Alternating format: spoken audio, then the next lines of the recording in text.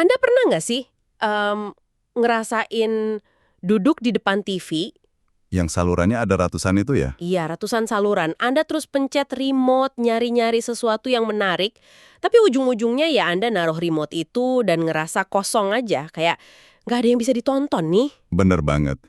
Dan di atas kertas, realitas modern kita tuh persis kayak gitu loh. Nah, itu dia yang sering disebut sebagai paradoks koneksi.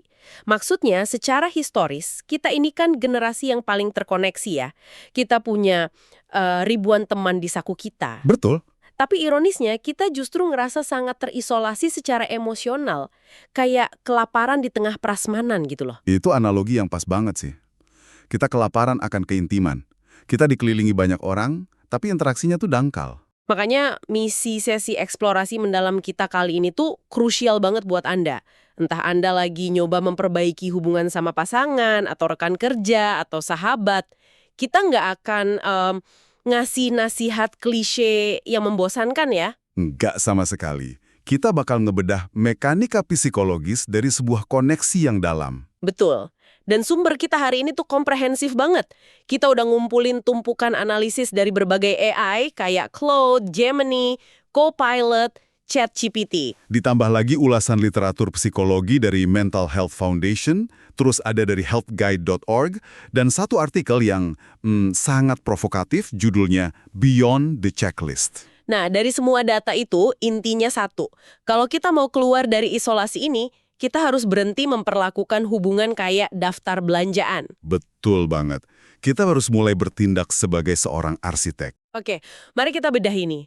Berhenti pakai checklist. Maksudnya gimana tuh? Karena dari yang saya baca di analisis Copilot dan artikel Beyond the Checklist itu, kita sering banget ngelihat hubungan sebagai sebuah destinasi. Iya, kayak status yang harus dicapai kan? Ya, kayak, oh kita udah nikah, checklist. Oh kita udah beli rumah, checklist. Nah, padahal hubungan yang sehat itu bukan garis finish. Literatur sepakat kalau hubungan itu adalah sebuah ruang yang terus berkembang. Atau semacam perancah emosional gitu. Ruang yang terus berkembang, saya suka banget ngebayangin ini tuh kayak merawat sebuah terarium. Anda tahu kan ekosistem di dalam kaca itu? Oh iya, yang ada tanaman kecil-kecilnya itu. Bener, Anda nggak bisa sekedar nyusun tanah, masukin tanaman, tutup kacanya terus Anda tinggalin berbulan-bulan. Tanamannya pasti mati dong. Nah itu, Anda harus ngecek kelembapannya, tanahnya. Jadi pertanyaannya, gimana kita bisa bener-bener ngubah pola pikir dari yang transaksional, nanya apakah hubungan ini berhasil atau enggak, jadi nanya gimana kualitas udara di dalam ruangan ini. Apa yang sangat menarik di sini adalah rasa saling memiliki itu nggak ditemukan dengan nyari sosok yang sempurna. Maksudnya, nyari pasangan ideal gitu ya? Iya, orang sering mikir kalau jodohnya bener, semuanya bakal otomatis lancar. Padahal enggak. Rasa memiliki itu dibangun lewat praktek sengaja, intentional practice. Kayak ngecek kelembaban terarium tadi ya? Tepat, kita ngebangun ikatan yang hidup. Dan kalau kita bayangin hubungan ini sebagai sebuah ruangan, fondasinya itu bukan baja yang keras loh. Oh ya? Terus apa dong? Sesuatu yang justru terasa sangat rapuh. Kerentanan. Wow, tunggu dulu. Disinilah bagian yang sangat menarik nih. Kerentanan. Iya, vulnerability. Dalam psikologi hubungan yang fungsional, kerentanan itu bukan kelemahan. Itu malah sebuah power move, langkah strategis. Tunggu sebentar. Menurunkan pertahanan saya itu sebuah langkah kuat. Itu tuh kedengerannya kayak, saya sengaja ngebuang perisai saya pas lagi di tengah medan perang loh. Kedengarannya emang berlawanan sama intuisi kita ya. Counterintuitif banget. Iya dong. Kalau saya nggak ekspos kekurangan saya, bukannya itu malah ngasih kesempatan orang buat manfaatin saya? Kalau di lingkungan yang toksik, mungkin iya. Tapi di hubungan yang fungsional, mengungkapkan ketidaksempurnaan atau ketakutan itu justru berfungsi sebagai sinyal sosial utama. Sinyal untuk apa? Untuk keamanan. Gini, secara fisik, pas Anda nunjukin sisi rentan Anda, itu langsung menurunkan tingkat kortisol defensif di tubuh pasangan Anda. Oh wow, kortisol itu hormon stres kan? Betul.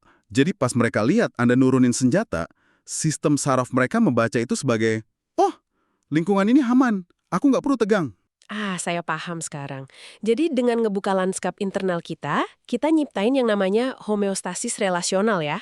Nah, itu dia istilah medisnya. Kedua belah pihak ngerasa cukup aman buat jadi diri mereka yang sebenarnya, tanpa harus pakai topeng atau lapisan pelindung. Dan ini nggak terjadi dalam semalam kan? Kayak saya nggak bisa cuma sekali nangis terus tiba-tiba hubungan kita kuat selamanya. Nggak bisa. Kepercayaan itu dibangun dari bunga majemuk. Compound interest. Dari tindakan-tindakan ketulusan kecil ya. Bener banget. Nabung dikit-dikit. Tapi gini, walaupun kita harus berbagi lanskap internal secara terbuka, ada satu jebakan lagi nih. Jebakan apa tuh? Banyak yang mikir, oh karena kita udah terbuka, kita harus melebur jadi satu entitas yang sama persis. Oh, nempel terus kemana berdua gitu. Iya. Dan fakta dari sumber kita, kayak Help Guide dan Mental Health Foundation, justru bilang sebaliknya. Ini disebut paradoks kemerdekaan. Paradoks kemerdekaan. Jadi maksudnya untuk tetap bersama kita harus tumbuh terpisah. Tepat. Sebuah kita yang kuat, itu butuh aku yang tangguh. Wah, ini menarik sih. Karena sering banget kan orang ngerasa kalau pasangannya punya hobi sendiri atau main sama temannya sendiri, itu tandanya ada jarak di hubungan mereka. Padahal, menjaga identitas individu, pertemanan di luar, dan minat pribadi itu adalah prasyarat loh. Prasyarat buat hubungan yang sehat. Bukan tanda bahaya ya. Bukan sama sekali. Peleburan total atau enmeshment itu malah berbahaya. Saya ngebayangin peleburan total ini tuh kayak lomba lari bakiak bersusulan. Atau three-legged race gitu loh. Oh, yang kaki kita diikat sama kaki pasangan itu ya? Iya, kedengarannya kan romantis banget ya kayak, oh kita melangkah seirama nih. Menyenangkan banget. Sampai, Sampai salah satu tersandung. nah, pas satu orang kesandung batu kecil aja, dia narik jatuh yang lainnya sampai nyungsep. Keduanya luka-luka. Itu analogi yang brilian. Karena kalau kita melebur total, kita sering banget salah ngebaca atau misreading pasangan kita. Kalau mereka stres, kita ikut stres. Nggak ada filternya. Jadi gimana tuh rutinitas penghilang stres cepat yang direkomendasiin sumber kita? Kenapa harus secara individu? Jika kita hubungkan ini dengan gambaran yang lebih besar ya, rutinitas perawatan diri itu mencegah Anda jadiin pasangan sebagai satu-satunya tabung oksigen emosi Anda. Ah, masuk akal. Biar saya nggak ngeproyeksiin rasa frustrasi saya ke mereka ya. Betul. Anda memproses stres Anda sendiri, jadi pas Anda ketemu pasangan, Anda udah lebih stabil. Berarti kemandirian itu ngebantu kita buat hadir lebih utuh ya. Tapi gini, sekuat apapun batasan kita, sekemiri apapun kita kan pasti bakal gesekan juga. Nggak mungkin mulus terus. Oh, konflik itu pasti terjadi, nggak bisa dihindari. Nah, dari yang saya baca di sumber kita, cara kita nanganin konflik inilah yang jadi penentu. Bener, bahaya sebenarnya tuh bukan pada konfliknya itu sendiri. Terus apa dong? Respons menyalahkan, blame response. Itu yang memicu agresi dan sikap defensif dari pasangan. Oke, jadi ChatGPT sama artikel Beyond the Checklist ngusunin sesuatu yang namanya the curiosity shift ya. Pergeseran rasa ingin tahu. Ya, ini konsep yang kuat banget.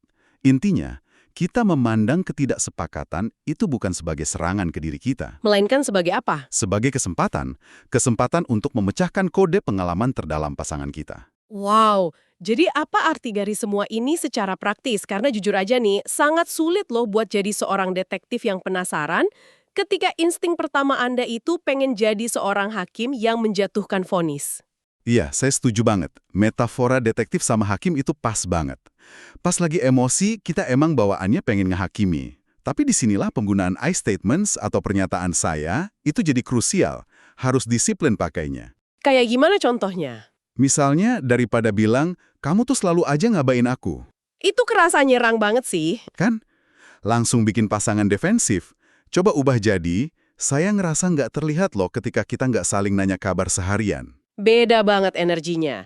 Yang satu nuduh, yang satu ngungkapin perasaan sendiri. Tapi pas lagi panas-panasnya berantem, gimana kita bisa narik rem dan mikir buat pakai kata saya? Nah, ini nyambung ke mendengarkan secara aktif. Active listening. Dan ini bukan cuma soal dengerin kata-katanya ya. Terus? Menurut Help Guide, kita tuh harus bisa denger intonasi halus. Subtle intonations. Sama isyarat nonverbalnya juga. Kayak tarikan nafasnya atau nada suaranya yang tiba-tiba meninggi gitu ya? Betul, dan ini butuh pengampunan loh. Kita harus ngasih ruang untuk ketidaksempurnaan. Maksudnya fokus ke resolusi gitu? Ya, fokus nyelesain masalah saat ini. Tanpa ngeluarin senjata dari masa lalu, atau dengan sengaja mempermalukan pasangan. Duh, ngungkit-ngungkit masa lalu tuh racun banget sih. Sangat.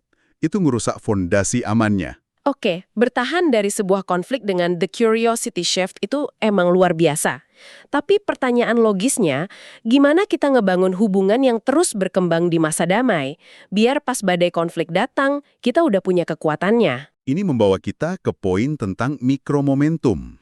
Mikromomentum, hal-hal kecil ya, karena umur panjang hubungan itu ternyata bukan ditopang sama momen-momen gede yang dramatis, Bukan dari liburan mewah ke Paris atau beliin hadiah mahal setahun sekali. tapi dari tindakan kebaikan yang kecil, tapi konsisten. Ya, psikolog nyebut ini sebagai membangun cadangan niat baik, reservoir of goodwill. Saya ngebayanginnya tuh kayak rekening tabungan emosional. Anda kan nggak bisa cuma ngelakuin satu deposit raksasa pas ulang tahun pernikahan. Terus berharap itu cukup buat setahun. Nah, iya. Berharap itu cukup buat nutupin semua penarikan dana emosional yang Anda lakuin tiap hari. Nggak bisa gitu kan? Bakal bangkrut hubungan itu. Pasti.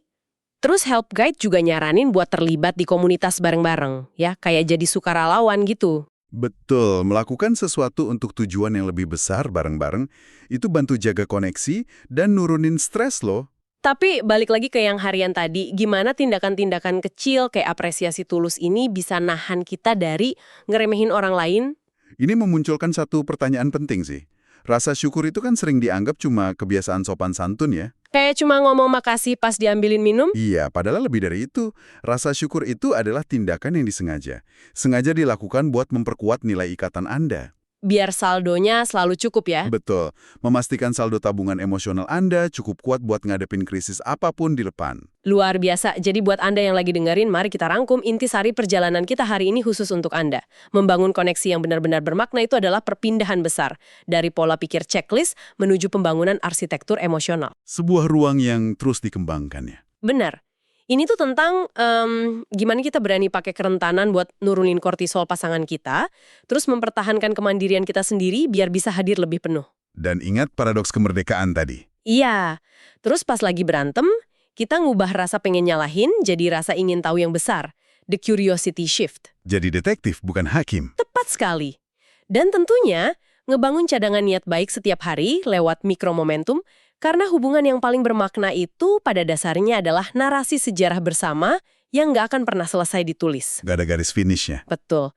Jadi pertanyaan buat Anda sekarang, dari semua prinsip yang kita bedah hari ini, mana yang kalau Anda terapin hari ini juga bakal paling mengubah ruang yang Anda bagi sama orang terpenting dalam hidup Anda? Itu pertanyaan yang bagus banget buat direnungin. Dan saya pengen nutup dengan satu pemikiran provokatif nih, yang melangkah sedikit lebih jauh dari diskusi kita. Silahkan, apa tuh? Tadi kan kita bahas kalau mendengarkan secara aktif itu sangat bergantung sama kemampuan kita nangkep intonasi halus dan isyarat nonverbal kan? Betul, nada suara, ekspresi. Nah, lalu gimana dengan ketergantungan kita sekarang yang makin besar sama komunikasi digital dan teks? Oh, wow, pesan singkat gitu ya? Nah, gimana itu mengubah secara biologis kemampuan kita untuk benar-benar terkoneksi? Apakah kita bisa sungguh-sungguh hadir sepenuhnya kalau cuma lewat sebuah layar? Biarkan pertanyaan itu menemani Anda hari ini.